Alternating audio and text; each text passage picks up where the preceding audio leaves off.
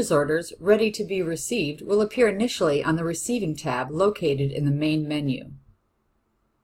Select Receive with PO under Receiving. Select the purchase order by clicking on the icon at the left of the order you are receiving. Review the order receipt, adding notes if needed. Click Next to move to the confirmation step.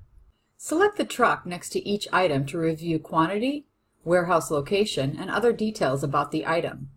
Only the quantity is required, but you may fill in any missing details if you wish. The unit cost and quantity delivered are pre-populated according to the original order. When finished, select Confirm. To remove items from the order after confirmation, select the minus icon to the right of the order line. You can also select the barcode icon next to it to print labels for your delivered items. Click on Accept Delivery to complete the order receipt, then click OK. Thanks for watching our video on receiving with a purchase order.